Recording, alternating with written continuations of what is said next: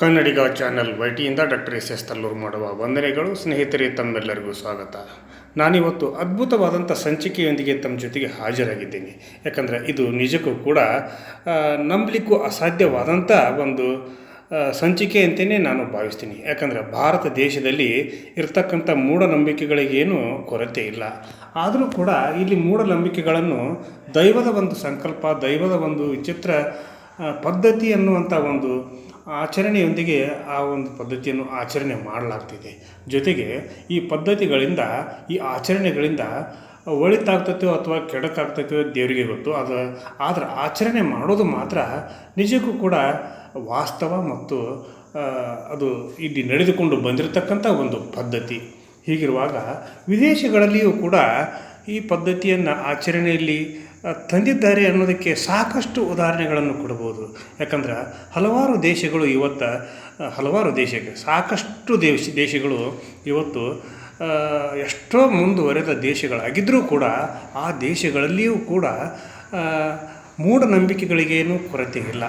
ಮೂಢನಂಬಿಕೆಗಳನ್ನು ಆಚರಣೆ ಮಾಡೋದರಲ್ಲಿ ಅವರು ಭಾರತೀಯರನ್ನು ಕೂಡ ಮೀರಿಸುವ ಮಟ್ಟದಲ್ಲಿ ಇದ್ದಾರೆ ಅನ್ನೋದು ಭಾರತೀಯರಾದ ನಮಗೆ ಬಹುತೇಕರಿಗೆ ತಿಳಿದಿರಲಿಕ್ಕಿಲ್ಲ. ಹೀಗಿರುವಾಗ ಈಗ ನಾನು ಹೇಳ್ತಿರ್ತಕ್ಕಂಥ ಒಂದು ವಿಷಯ ನಿಜಕ್ಕೂ ಕೂಡ ಒಂದು ರೋಮಾಂಚನವಾಗುವಂಥ ಒಂದು ವಿಷಯ ಅಂತಲೇ ನಾನು ಹೇಳಲಿಕ್ಕೆ ಬಯಸ್ತೀನಿ. ಯಾಕಂದರೆ ಯುರೋಪ್ ಖಂಡದ ಪಕ್ಕದಲ್ಲಿಯೇ ಇರತಕ್ಕಂಥ ಡೆನ್ಮಾರ್ಕ್ನಲ್ಲಿ ನಡೀತಿರ್ತಕ್ಕಂಥ 1000 ವರ್ಷಗಳ ಇತಿಹಾಸವಿರತಕ್ಕಂಥ ಒಂದು ಮೂಢನಂಬಿಕೆಯನ್ನು ಈ ಸಂದರ್ಭದಲ್ಲಿ ನಾನು ಕನ್ನಡಿಗ ಚಾನಲ್ ವೈಟಿಯ ವೀಕ್ಷಕರಿಗೆ ತಲುಪಿಸಲಿಕ್ಕೆ ಸಂತೋಷ ಪಡ್ತೀನಿ. ಯಾಕಂದರೆ ಭಾರತೀಯರು ಮಾತ್ರ ಮೂಢನಂಬಿಕೆಗಳನ್ನು ನಂಬಿದವರಲ್ಲ. ನಮ್ಮಂತೆಯೇ ಇತರ ದೇಶಗಳಲ್ಲಿ ಇರ್ತಕ್ಕಂಥವರು ಕೂಡ ಮೂಢನಂಬಿಕೆಗಳಿಗೆ ಮನಸೋತಿದ್ದಾರೆ, ಅವುಗಳನ್ನು ಆಚರಣೆಯಲ್ಲಿಯೂ ಕೂಡ ಇಟ್ಟಿದ್ದಾರೆ, ಆ ಆಚರಣೆಗಳನ್ನು ಅನುಸರಿಸ್ತಾರೆ ಅನ್ನೋದನ್ನು ಈ ಸಂದರ್ಭದಲ್ಲಿ ನಾವು ಈ ಸಂಚಿಕೆಯಿಂದ ತಿಳಿದುಕೊಳ್ಳಬಹುದಾಗಿದೆ ಅನ್ನುವಂಥ ಮಾತನ್ನು ಕೂಡ ಈ ಸಂದರ್ಭದಲ್ಲಿ ನಾನು ಉಲ್ಲೇಖ ಮಾಡ್ತೀನಿ. ಯಾಕಂದರೆ ಇಲ್ಲಿ ಇರ್ತಕ್ಕಂಥ ಬಹುತೇಕ 70% ಅಂದರೆ ಡೆನ್ಮಾರ್ಕ್ನಲ್ಲಿ ಇರ್ತಕ್ಕಂಥ 70% ಜನ ಶ್ರೀಮಂತರು. ಯಾಕಂದರೆ ಅಗರ್ಭ ಶ್ರೀಮಂತರು. ಯಾಕಂದರೆ ಇವರ ಒಂದು ಐಷಾರಾಮಿ ಜೀವನವನ್ನು ನೋಡಿದರೆ ಎಂಥವರಿಗಾದರೂ ಕೂಡ ನಾವು ಜೀವನದಲ್ಲಿ ಏನಾದರೂ ಒಂದು ಸಾಧನೆ ಮಾಡಿ, ಸಂಪಾದನೆ ಮಾಡಿ ಇಂಥ ಶ್ರೀಮಂತಿಕೆಯನ್ನು ಪಡೆದುಕೊಳ್ಳಬಹುದಾ ಅನ್ನುವಂಥ ಒಂದು ಆಸೆ ನಮ್ಮ ಮನದಾಳದಲ್ಲಿ ಮೂಡುವುದರಲ್ಲಿ ಸಂದೇಹವಿಲ್ಲ. ಹೀಗಿರುವಾಗ ಈ ದೇಶದಲ್ಲಿ ಇರ್ತಕ್ಕಂಥ ಮೂಢನಂಬಿಕೆ ಏನು, ಆ ನಂಬಿಕೆಯನ್ನು ಇಲ್ಲಿಯ ಜನ ಯಾವ ರೀತಿ ಆಚರಣೆ ಮಾಡ್ತಾ ಇದ್ದಾರೆ, ಅದರಿಂದ ಅವರಿಗೆ ಆಗ್ತಿರ್ತಕ್ಕಂಥ ಒಳಿತೇನು ಅನ್ನುವ ಒಂದು ಮಾತನ್ನು ಕೂಡ ಈ ಸಂದರ್ಭದಲ್ಲಿ ನಾನು ಹೇಳಲಿಕ್ಕೆ ಬಯಸಿದ್ದೇನೆ ಸ್ನೇಹಿತರೆ. ಜೊತೆಗೆ ಇಲ್ಲಿಯ ಇಲ್ಲಿ ಏನು ಡೆನ್ಮಾರ್ಕ್ನಲ್ಲಿ ಇರ್ತಕ್ಕಂಥ ಬಹುತೇಕ ಎಲ್ಲರೂ ಕೂಡ ಶ್ರೀಮಂತರೇನು ಅಂತ ಹೇಳ್ತಿದ್ನಲ್ಲ, ಅದರಲ್ಲಿಯೂ ಕೂಡ ಕೆಲವರು ಮಧ್ಯಮ ವರ್ಗದ ಶ್ರೀಮಂತರು ಹಾಗೂ ಅತಿ ಶ್ರೀಮಂತರು, ಬಡವರನ್ನು ಅನ್ನೋರು ಈ ಒಂದು ದೇಶದಲ್ಲಿ ಇಲ್ಲವೇ ಇಲ್ಲ ಅನ್ನುವಂಥ ಒಂದು ಮಾತನ್ನು ಕೂಡ ನಾನು ಹೇಳಲಿಕ್ಕೆ ಬಯಸಿದ್ದೇನೆ. ಯಾಕಂದ್ರೆ ಇಲ್ಲಿ ಆಚರಣೆ ಮಾಡ್ತಿರ್ತಕ್ಕಂಥ ಒಂದು ಮೂಢನಂಬಿಕೆ ಏನಂತಂದರೆ, ಹೆಣ್ಣಿಗೆ ಆಗಲಿ ಗಂಡಿಗೆ ಆಗಲಿ 25 ವರ್ಷ ತುಂಬಿದ ತಕ್ಷಣ ಅವರಿಗೆ ಮದುವೆಯನ್ನು ಮಾಡಬೇಕು. ಅಕಸ್ಮಾತ್ ಅವರಿಗೆ ಮದುವೆ ಮಾಡದೇ ಇದ್ದರೆ ಅವರನ್ನು ಗುರಿಪಡಿಸ್ತಿರ್ತಕ್ಕಂಥ ಒಂದು ಶಿಕ್ಷೆಯ ಒಂದು ಗುಣಮಟ್ಟವನ್ನು ನಾವು ಅವಲೋಕನ ಹಾಗೂ ವಿಚಾರ ಮಾಡಿದಾಗ ನಿಜಕ್ಕೂ ಕೂಡ ದಿಗ್ಭ್ರಮೆ ಆಗ್ತೈತಿ. ಜೊತೆಗೆ ಅದನ್ನು ನಾವು ಸಹಿಸಿಕೊಳ್ಳಲಿಕ್ಕೂ ಕೂಡ ಸಾಧ್ಯ ಆಗದಿರತಕ್ಕಂಥ ಭಾವನೆ ನಮ್ಮ ಮನದಾಳದಲ್ಲಿಯೂ ಕೂಡ ಮೂಡ್ತತಿ ಅನ್ನೋದು ಕೂಡ ಅಷ್ಟೇ ಸತ್ಯ. ಹೀಗಿರುವಾಗ ಪ್ರತಿಯೊಂದು ಆ ದೇಶದಲ್ಲಿರ್ತಕ್ಕಂಥ ಪ್ರತಿಯೊಂದು ಕುಟುಂಬದ ಮಕ್ಕಳ ಒಂದು ಯಾದಿ ಇರ್ತೈತಿ.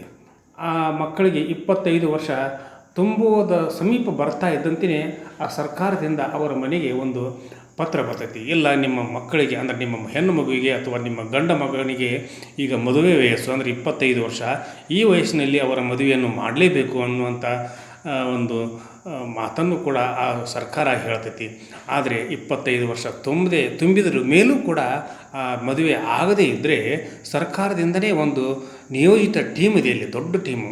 ಆ ಟೀಮ್ ಬಂದು ಆ ಮದುವೆ ಆಗದ ಯುವತಿಯನ್ನು ಅಥವಾ ಯುವಕನನ್ನು ಚೇರ್ ಮೇಲೆ ಕುಂಡ್ರಿಸಿಯೋ ಅಥವಾ ಕಂಬಕ್ಕೆ ಕಟ್ಟಿಯೋ ಅಥವಾ ನಿಲ್ಲಿಸಿಯೋ ಅವನಿಗೆ ಶಿಕ್ಷೆಯನ್ನು ಕೊಡ್ತಾರೆ. ಅದು ಎಂಥ ಶಿಕ್ಷೆ ಅಂತಂದರೆ, ಆ ದಾಲ್ಚಿನ್ನಿಯ ಪುಡಿಯನ್ನು ಅವನ ಮೈಮೇಲೆ ಅಂದರೆ ತಲೆಯಿಂದ ಪಾದದವರೆಗೂ ಕೂಡ ದಾಲ್ಚಿನ್ನಿಯ ಪುಡಿಯಿಂದ ಅವನಿಗೆ ಎರಚ್ತಾರೆ.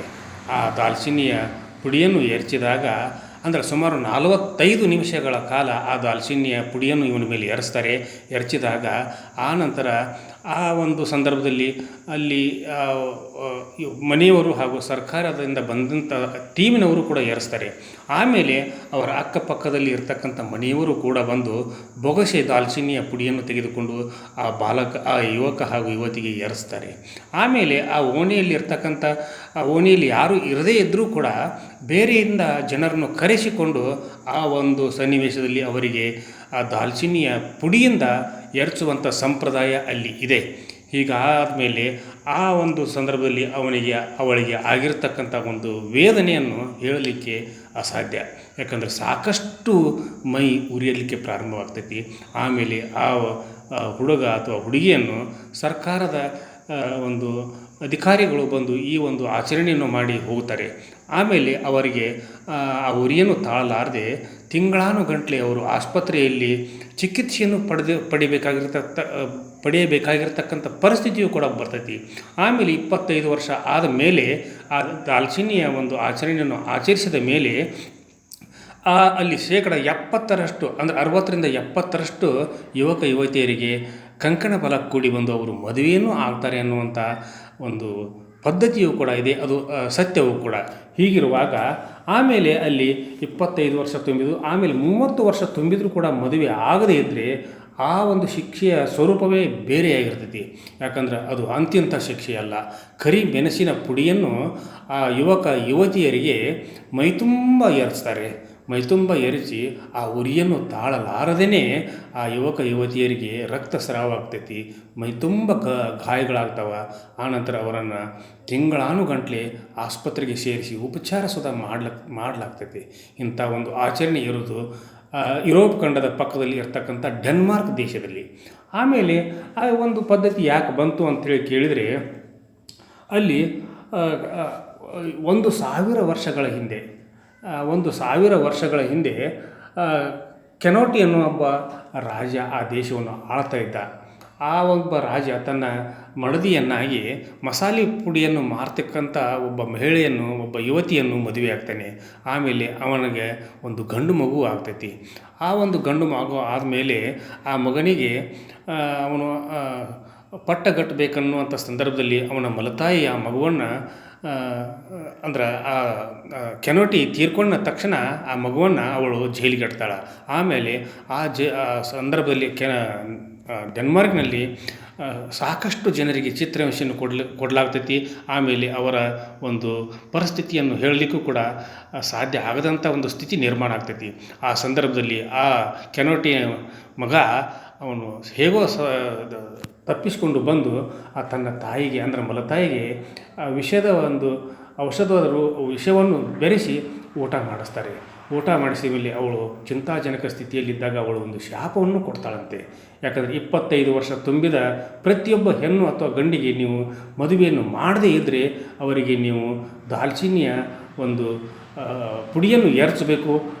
ಈಗ ಮಾಡದೇ ಇದ್ದರೆ ನೀವು ಒಂದು ಘೋರ ಒಂದು ಪರಿಣಾಮವನ್ನು ಬೇಕಾಗಬಹುದು ಅನ್ನುವಂಥ ಒಂದು ಶಾಪವನ್ನು ನೀಡಿದ ತಕ್ಷಣ ಅಲ್ಲಿ ಈ ಆಚರಣೆಯಾಗಿ ಇವತ್ತಿನವರೆಗೂ ಕೂಡ ಮೂಢನಂಬಿಕೆಯಾಗಿ ಅಲ್ಲಿ ಆಚರಿಸುವ ಪದ್ಧತಿ ರೂಢಿಯಲ್ಲಿದೆ ಅನ್ನುವಂಥ ಒಂದು ವಿಷಯ ನಮ್ಮೆಲ್ಲರಿಗೂ ತಿಳಿದಿರ್ತಕ್ಕಂಥದ್ದು.